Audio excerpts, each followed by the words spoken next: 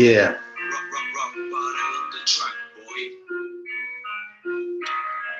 Rap battle slash ENS in all caps on the beat. Welcome, welcome, welcome to all my beautiful people out there in this wonderful, wondrous universe full of limitless possibilities that we are all capable of. If we can only channel our thoughts and channel our emotions and channel our energies in one singular direction for a sustained period of time, then that eventuality would definitely manifest itself here in this life. My name is Robert Prash, and this is Creating Greatness. Hey man, I appreciate y'all for being here. This is a very special episode of Creating Greatness. This is an exclusive series, Everyday Excellence, only for my subscribers. So if you are some of the few that hopefully soon will be the many, once again, I don't expect you to maintain a 99-cent commitment to me every month if I'm not continually putting out good content for you, special content that I grew over many, many years and developed and cultivated and perfected for me in my life. There always has to be that interpretation and integration and that adaptation to your life and your routine. But when I have something of high value here, this is for my subscribers only. Special edition, Everyday Excellence on sexual health. That's right, man. We're going to keep it clean. We're going to keep it non-specific, but we're definitely going to dig in and dial in onto the details of enhanced readiness and improve performance there in the bedroom. So once again, we want to remind everyone out there that the Everyday Excellence series is really about building that foundation, building that structure, maintaining excellence and awareness and high expectations in all of our personal endeavors, no matter how small that they may be. And I guess I will start this information share with a story about a solution that I found in my life, because it is one of the many, many examples of there only being, or there not only being one answer. How almost every solution to any problem, while built up on many circumstances, is complex, and the answers are usually many, many, many different attacks. I like to call it a multi-pronged attack at any given problem in my life. So this particular problem was a problem about my hair. And since we're speaking sexual health, we're speaking serotonin and testosterone and high drive and high energy and manlyhood, hair is a tender topic. And I once had a barber a few years back tell me that, hey man, you're thinning a little bit up there. And this was many years ago when I was on the path, but not where I'm at today. And I was very dismissive. And I'd like to make a point here about being dismissive or cutting people off or not listening to people that say things that you don't want to hear or things that you disagree with. And it goes back to a story that I talked about Dr. Phil when he worked as a consultant with the FBI and CIA and these different organizations, where they would tell him that when they were in a hostage negotiation, that there would never be any chance of progress or the releasing of those hostages if the perpetrator didn't feel like they were heard or understood. So he was just speaking to the point of speaking to our fellow humans with an intent to listen, not just an intent to be heard. And let's be open-minded to people with opposing views from us, and get rid of this cancel culture and this cutting people off when they disagree with you or when they say something you don't want to hear. There's no way that we can create progress if we do not create a dialogue. If we continually be dismissive, calling people crazy, canceling them, then we're never making any progress on the issues that oppose us. So had I listened to this man, this barber, very wonderful barber in New Jersey, his name's Louis, and I would have been able to fix this problem a long time ago. So it's just another example of like, let's be open-minded. Let's at least listen and try to understand those with opposing views. And once they feel heard, then we can create that dialogue to where we can debate um, respectfully and make progress on a lot of the views and perspectives that people hold nowadays are vastly different. But I still would I still would agree that there's more that connects us than separates us. So I guess about a year later, I caught myself from that angle and seeing that, yes, Louis, you were absolutely right. There was a pattern, like a bow-shaped pattern here in my head, where I wasn't bald, and the normal person probably would have never noticed, but eventually they would have if the problem would have persisted. So I see that it's lighter, the hair is lighter all here. And you may still be able to see it to some small degree, but it has shown so much more improvement because I have hit it with the multi-pronged attack. And the way that I did that, just an example of a multi-pronged attack, was I Googled things. You know, we live in this information age where everything is accessible. So do we use the internet as a tool or a detriment to our utmost well-being? And I always encourage to ask Google different questions from different perspectives and word it differently while searching any given topic, because it will give you different answers. So as I progressed through this mental filter of what I wanted to know on Google, I started learning different things. And one was that most men start balding. It has nothing to do with DNA. It's nothing to do with it's in your genetics. You can't fight it. There's nothing, you know, it's inevitable and all these things that you hear and see out there about it. It's mostly because of extreme dry scalp. Now, this was hard to believe for me as a person who uses organic coconut oil regularly, and encourage people to do that, and even substitute your lotions, your store-bought lotions with it, primarily because if you get unrefined organic coconut oil, it's pure, and 90, I'd say at least 90 to 95% of the lotions on the market are filled with preservatives, chemicals, and artificial ingredients. So you don't really want to be rubbing that on your skin. Once again, the skin is a sponge.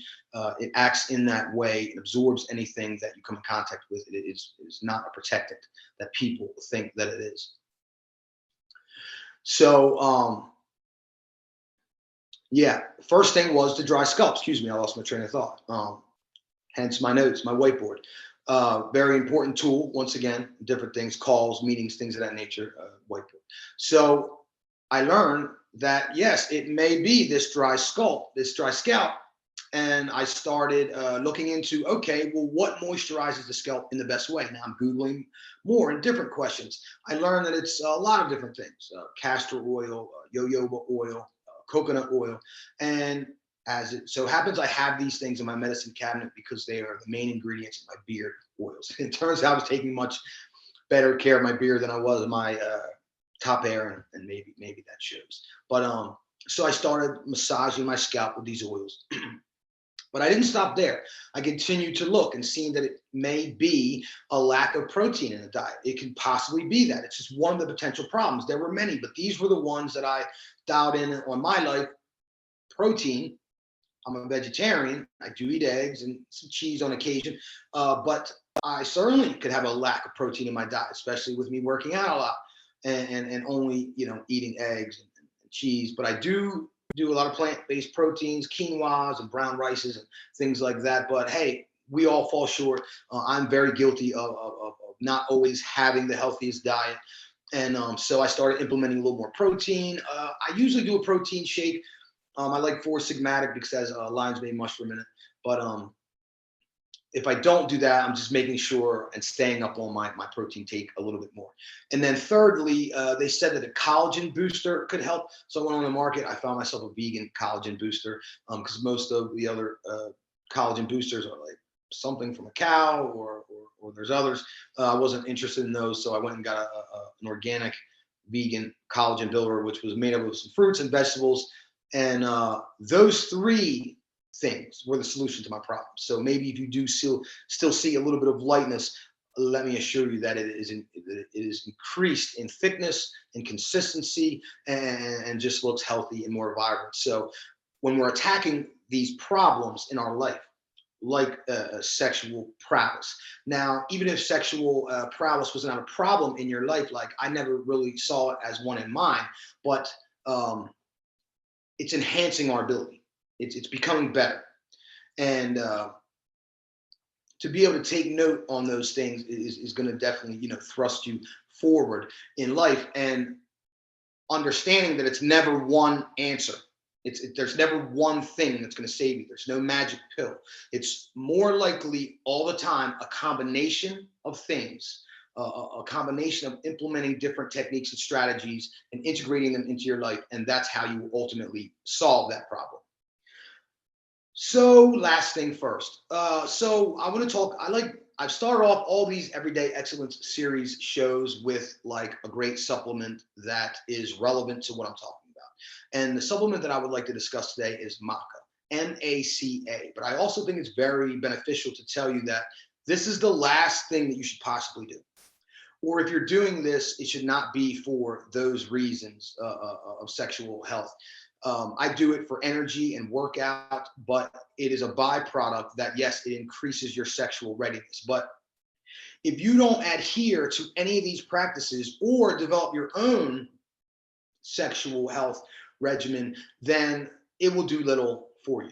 But I wanted to mention it now before I forget. So MACA, I like to get an organic gelatinized powder. The way it's more bioavailable, I throw it in the protein shake, and it works really well. It's powerful enough that you can even take it pre act, and within 30 minutes, and it will you will notice a difference, and that's something that I can say from experience.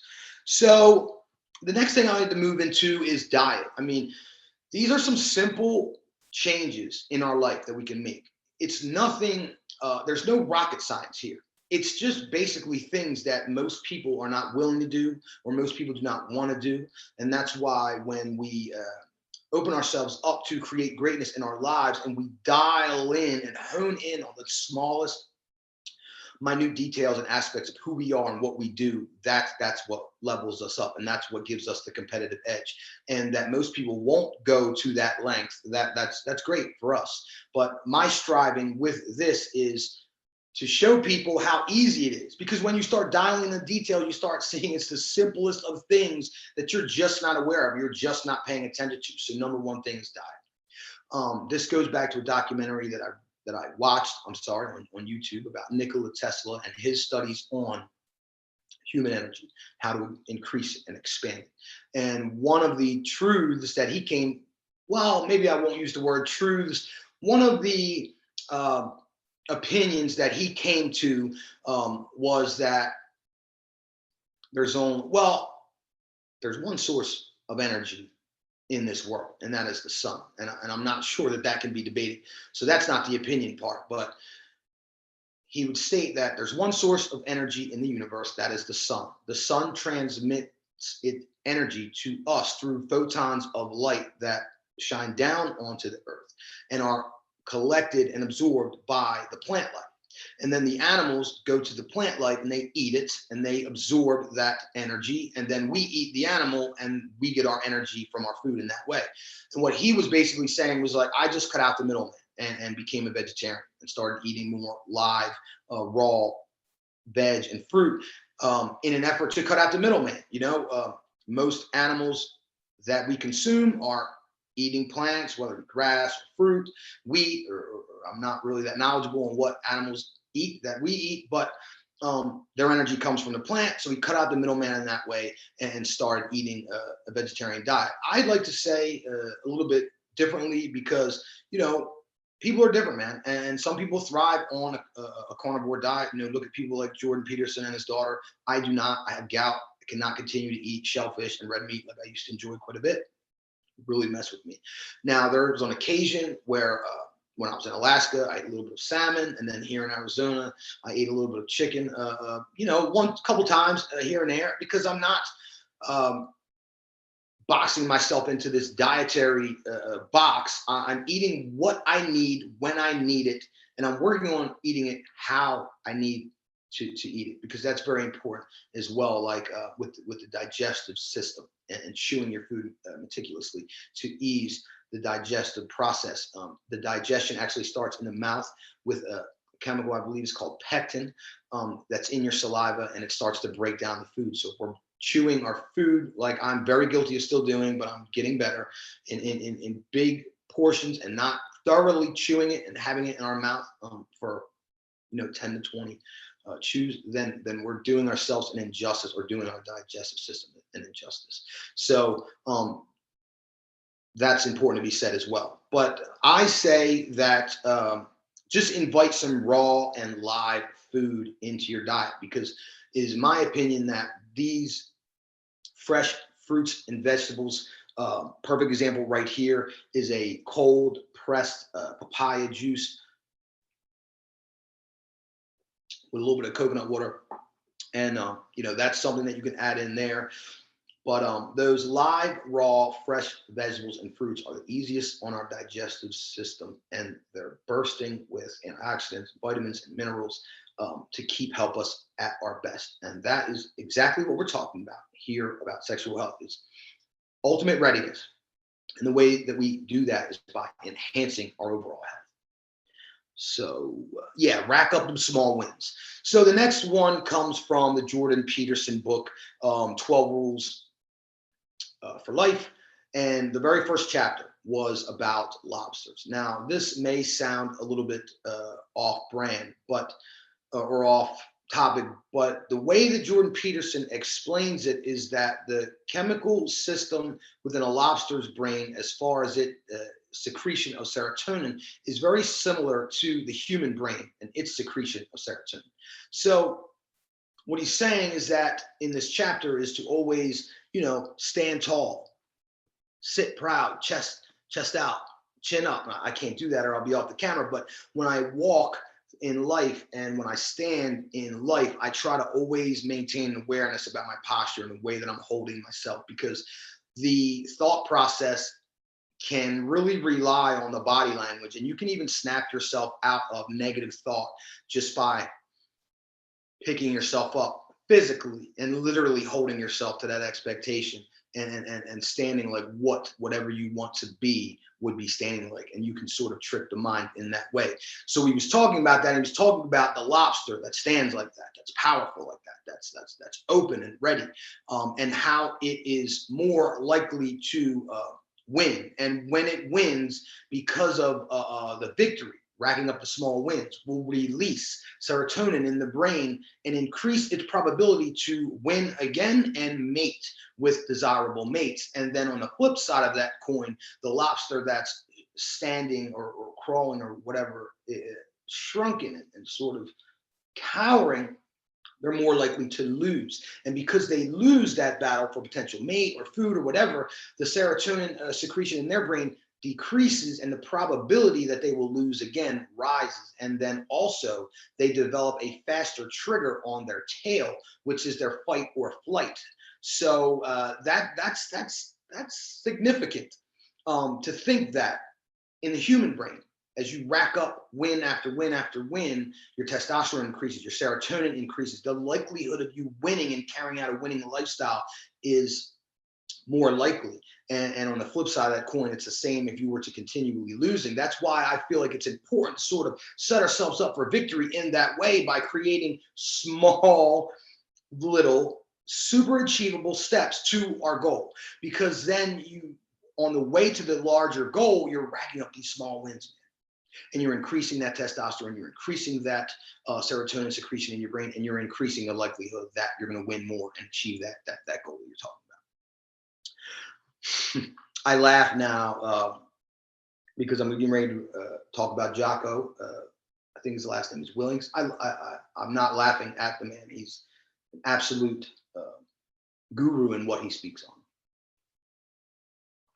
I'm laughing because I love his quote. Now, he was on a podcast, I don't know when, because these clips get chopped up and they get used everywhere. So you never really know where and when that voice clip originated. But the podcaster was asking him, what would be your advice to a man that is growing older and is becoming ever more aware of it? And what I take that is like, a man that's getting up there in age, 40s, 50s, 60s, whatever, and feeling it, feeling tired, feeling pain, feeling lack of motivation, and those sort of things. So we asked Jocko this, and Jocko says, he looks right in the camera and he says, it's pretty simple, get up off the couch, stop watching Netflix, stop eating junk food, and all of these things. And he starts going off a little bit. And while you may not appreciate the brashness, I certainly do, but I can see how some people don't. It's true, man. It's true. So yeah, live an active lifestyle. Get off the couch, become active, increase your physical fitness, stop eating soda, processed food, junk food, sugary snacks. It all slows you down. It all makes you lethargic. And if you are in a state of inertia or lethargy, you're really unlikely to either find a sexual partner or perform well at it if you actually do or are already in a relationship. So, once again, it's these small, simple changes in our life that become more and more powerful. We talked about there's no one answer, multi-pronged attack. We talked about maca, M-A-C-A. We talked about diet and inviting some fresh fruit and veg into our diet, some vital life. We talked about the simple practices, man, getting off of Netflix, getting off the couch, getting off the processed food, off the fast food, and getting an active lifestyle. So now that moves into like the physical fitness portion. And I'm not going to go crazy with it because we just did a couple episodes ago on everyday excellence in the gym. If you haven't checked that out, please do check it out. There's some fire content there as far as like gym etiquette and ways to get the most out of your workout. But these 3 specific practices that I'm going to talk about in this segment are important for sexual health. So number 1, it's actually cool because I just got a message from these guys on Instagram, and they're called Wild Hunt Conditioning. And we're going to try to work out some scheduling stuff so that they're going to come on the show, and we'll see if it works out. So I want to talk about sprinting. Sprinting is the number 1 physical fitness tool that is good for a couple different things. Now, what I used to use it for in the past was when I was trying to bulk up and put on muscle. I learned that sprinting and coming to an abrupt stop as fast as you can within control has been shown to increase HGH production within the body. So now this is still significant whether you're trying to put on muscle or not, because HGH does a lot of other good things within the body, and I'm not exactly sure on the science of it, so I won't speak too much on it, but I know that it has anti-aging properties. People take HGH for fine lines and things like that, so it is a good thing, but to me, it's only a good thing if it's produced naturally. I don't want to invite anything from the outside into my body, and that's why we're doing this segment on everyday excellence, because we're talking about how to maximize testosterone and increase serotonin and HGH, but we're also talking about how to do it through natural practices. That way you're overall balanced. If you start inviting something in, then your body doesn't even know what it's supposed to be doing with it, or if it's supposed to be making its own, or maybe it won't do that anymore. It can just become a very unnatural process and create a situation where you're dependent upon certain external factors. And one thing that Creed Ingredients is all about is more leaning on self and becoming more and more self-reliant. So we don't want to invite outside ingredients in that way into our body. We want to promote them from within, and sprinting and coming to an absolute stop is a way to increase HGH within your system.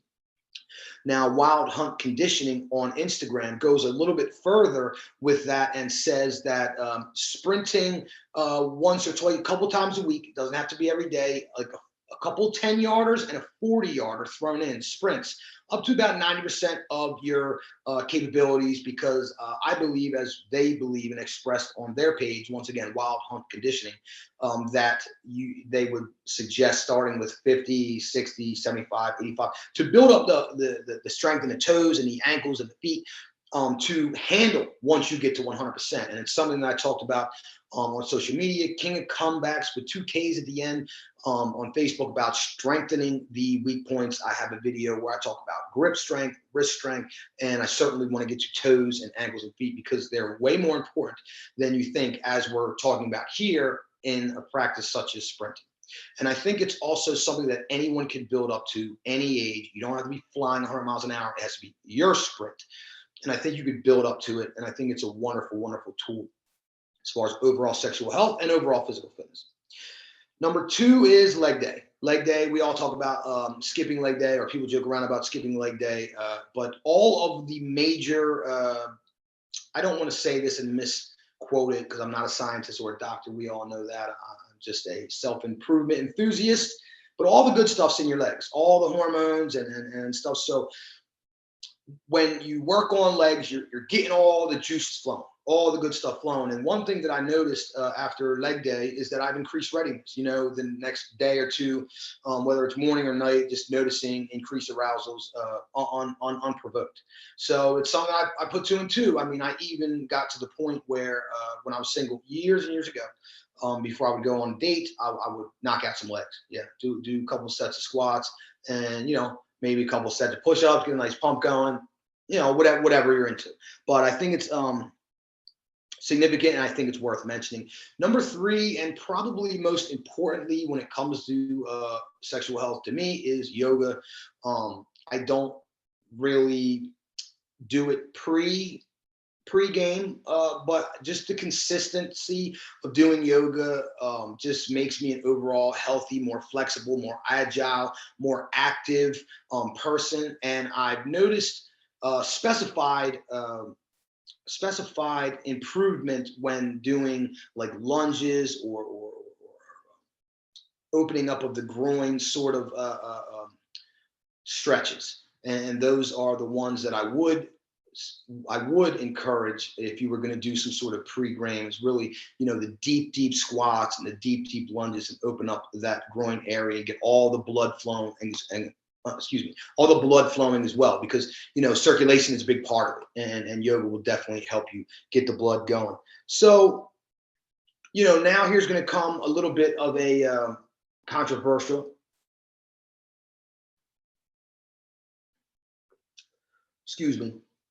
got that cold pressed. That's important. Now, something we can start paying attention to, the lingo and language on our food products, because from concentrate, it's fine. It's 100% juice. That's great. But to maximize nutrition, cold pressed, fresh is definitely the best. And papaya, I'm not a huge papaya fan of eating it, but it has many health benefits. So definitely drinking on that with a little bit of coconut water. But the controversial thing is masturbation and pornography. Now, let me see if I got notes on it. I'm just gonna flow with it, man, because I dug into this problem quite a bit. Because when I battled stopping doing those 2 things, I really was trying to wrap my head around why we as men and women even do it. What is the purpose? Where did it come from? All these questions going on in my brain. Now, once again, whenever you're fighting with a vice, it's very important to really overanalyze it. Why, when, how? Well, where did this even come from? I start connecting all the dots in that way. So the dots that I connected was that from a very early age, I can remember people telling me that masturbation is completely normal and it's okay, and everyone does it, and all these things like that. And while not to place the blame on society, I certainly don't ever place the blame on anyone but myself, but you can definitely be influenced by society. And that was one of the things that influenced me, man, is like thinking it was okay and thinking it was normal, and had me, practicing it regularly into my 30s, until when I started getting on this self-improvement road and watching that documentary that I was just talking about Nikola Tesla, where he was talking about increasing human energy. Is like he stopped doing that because it takes energy to reproduce it. So to needlessly waste the seed was a waste of energy. And so when we're talking about really dialing in and honing on the details, something that you may perceive is so very small, maybe it's not to the body. And then if you practice it over time, I would bet that you'll see the difference in your energy and your sexual performance. There is a thing called semen retention, and you can look into that as far as increasing your personal power and energy. And I definitely believe in it. And then take it a step further with the pornography is like, it was so much normalized, growing up. Everyone had Playboy magazines, and then it just became a natural thing to look at naked women and lust over them, ones that were not in relationships with. It became super normal. And what happens over time, and this is what happens over time with any addiction, is your dopamine is on a level like this. Whenever you're watching pornography, then it's spiking like this. And then when you're done, if you masturbate while watching pornography, then it sinks low, below baseline. And then, you're depressed, you're sad, you're anxious, whatever. And that's the way that drugs work, is like, this is your baseline dopamine, but then you do drugs and you're way up here. But then once those drugs wear off, you're way back down here, and you have to do more drugs to get back up even to baseline. But the problem is, it takes more and more drugs to get you back to baseline, and that's how addiction progresses. And with pornography, it's the same way. It's like the more and more explicit content that you'll have to be viewing to get an arousal. And what happens when you quit playing with yourself, because we're not little boys, we're men, and you quit looking at pornography because it's just absolutely useless and a needless practice in your life, it serves no purpose, then you'll start being able to be aroused with a look, or be aroused with a touch, or be aroused with the idea of a possibility. And that's a powerful thing. It's a powerful thing. And there are many studies that will back up what I'm saying here, of the damage that masturbation and pornography do to the subconscious mind. And we all know that the subconscious mind is what drives us. That's why it's so important to maintain awareness, move into conscious activity, to program the subconscious mind to behave in the absolute way that we want to behave. So rituals and cold showers. Yeah, man, we talk about cold showers all the time. And you guys been listening to me, especially my number one spiritual warriors here that are paying the 99 cents a month. I so very much appreciate you, and I'm hoping you're getting valuable information out of this to increase your sexual prowess, man. I take it further. I take it further. I get weird. I'm 43 years old, man. I don't know if you ever watched It's Always Sunny in Philadelphia, but I'm a South Jersey boy, and I find that show highly hilarious. And in one of the episodes, Danny DeVito is talking to the character Mac, and he's going, what's with you? Like, what's happening? You're just acting all weird. And Danny DeVito says, I'm getting old. I don't know how much time I have left here, and I'm gonna get weird with it. I'm gonna get weird with it. So, it's an expression of individuality. And our individuality is the power that we hold in this universe, man. It's the thing that makes us absolutely unique. It's the thing that makes us different from every single person here on the planet. And we can enhance our success if we embrace this person. It's all in all of its weirdness, the thinking outside the box, the acting outside of social norms, because that stuff's all made up anyway. And as long as it's not harming anyone, hey, as you get older, let's get weird, right? So when I was in Oahu, speaking of Oahu, when I was in Oahu, I went to see a luau. And I hope I'm saying that correctly, but it was amazing. And I really, really got a lot out of it, man. If you follow me on Instagram, King of Comebacks with 2Ks at the end, I posted a bunch of stuff from them, and then you'll see what specific one it was, because I heard from the local Hawaiian people that it was one of the best ones. And at a certain point in the show, they were showing the different islands, the different Polynesian islands, and what their warriors looked like, the clothes that they wore, and all these things. So this one particular island, and I apologize that I don't remember the exact one, it was like a warrior, like a warrior class or a warrior tribe, and they would come up to the shore when boats would come up, and they would and dance and strut about in this masculine, this aggressive, this vibrant, intense way. And it's something that I've been watching, and then Couple times I was battling in the cold shower. 3 minutes is not easy. They show that the people that get the most out of it are the people that do 11 minutes a week. So I'm trying to do 3 minutes. Um, 4 times a week is 12. Yeah, I'm doing 4 or 5, but sometimes I cheat, I do 2.5. So I'm just trying to get around that 11, 12 minute mark that they're showing the most benefits. But sometimes it's hard, man. I'm doing it early in the morning or late at night, like whenever I get to it. If I make it non-negotiable, it's done. Once again, we talk about making these strong boundaries in our language. Like if you say, I'm going to do this, it's non-negotiable now. Now you don't negotiate with your mind and start talking you out of it. You go, no, no, no. We said it before. Let's go. And it could be the morning or it could be the night. I could really be strong as I started this.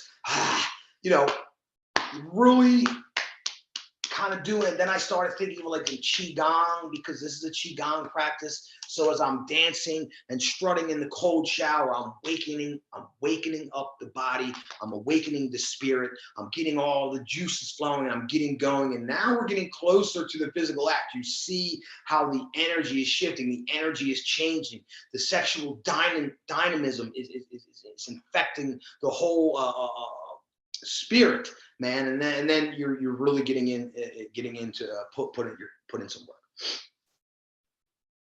All right, so one of the most important aspects about this talk is monogamy. Now, I'm not going to sit here and say that you can't take some of these practices in the single life and dating life, and if any of this helps you, then great. As long as you're not harming anyone, everything's consensual. I believe people should date, and I believe, if people want to be promiscuous until you choose or you find that right person, like I myself have found. But my experience is in any of those dating situations or scenarios, one night stands or anything like that, there's not enough love there. And maybe there is. Maybe you have a rare instance of love at first sight, and if you do, then once again, many blessings, and that's amazing. But as that love grows, that attention grows. And that's sort of how I started feeling, is when I started loving my wife more and more and paying more and more attention to her, I noticed that I didn't always check all the boxes. So then I really had to dig into myself once again. When you see something wrong with yourself, even if it's not mentioned by the other person, thanks so much, something like that. It could have started as something that might not have been so nice when a person is hit on an ego like that, but it never was. It was introduced by me wanting to make sure that my woman was fully satisfied and all the boxes were checked, and not just a few of them, or not just it was okay. I wanted it to be excellent, like everything else that I hold myself that expectation for. So I started asking questions. And communication is key here, man. And sometimes you're going to have difficult conversations or uncomfortable conversations. But if you love the person, then you will stay through those difficult and uncomfortable conversations, because out of those difficult and uncomfortable conversations, beautiful things grow. Beautiful things grow. And when you run away from those difficult and uncomfortable situations, you deny yourself the possibility for beautiful things to grow and blossom in your life.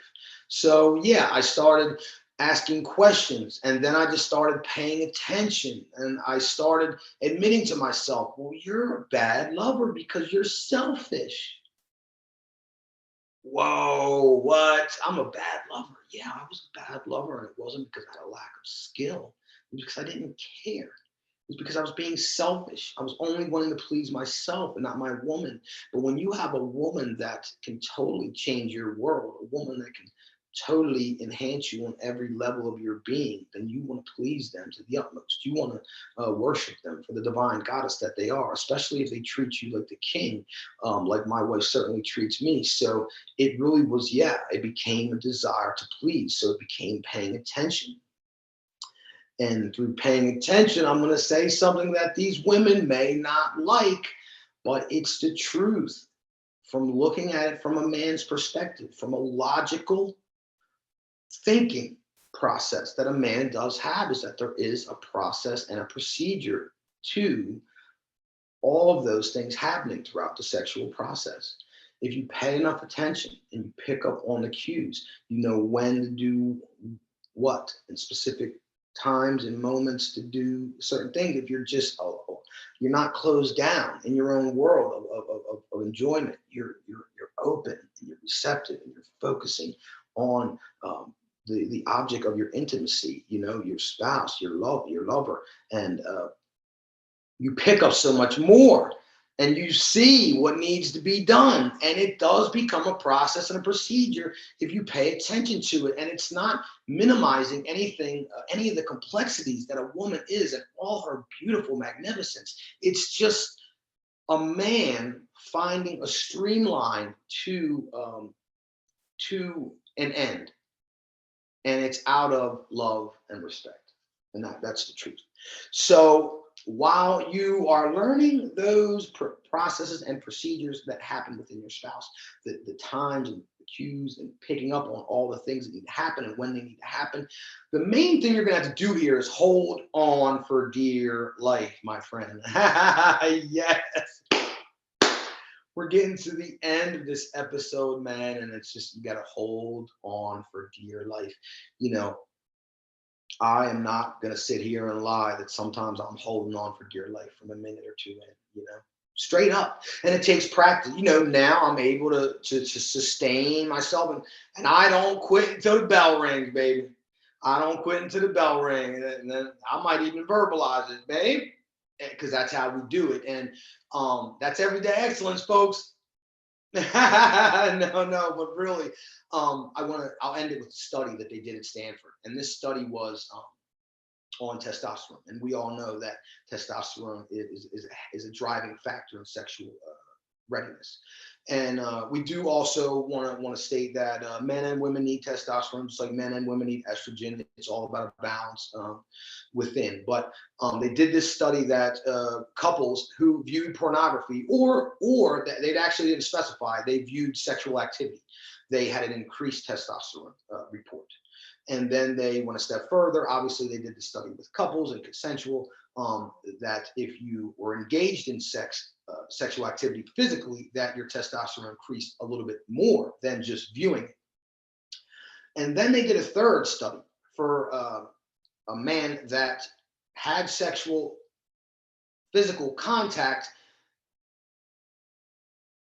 and went all the way up, but did not finish. And that person's testosterone boosted the most. Yeah. So I'm not sitting here advocating for you to enjoy your spouse and enjoy physical activity with your lover and not complete. I'm not advocating for that. I think that would be going really to extreme levels in everyday excellence if you wanted to boost your testosterone to that level. I just think it was a very interesting study and worth noting, but it does go far in talking about holding on for dear life as long as you possibly can, so all the boxes are checked. And then once you know that is done, then then you get your enjoyment. And what that does is create another victory in your life, man, where you're walking away like a goddamn champion and getting, you know, moving on to whatever, like powerful, victorious, a winner. And that will create more and more wins in your life, more and more serotonin secretion, more and more testosterone, and more victories to come, man. My name is Robert Prash, King of Comebacks with 2Ks at the end on all social media outlets, man. Let me know what you thought about this episode. If there's anything that I left out, at Creating Greatness Podcast at Gmail. This is Creating Greatness. I appreciate y'all.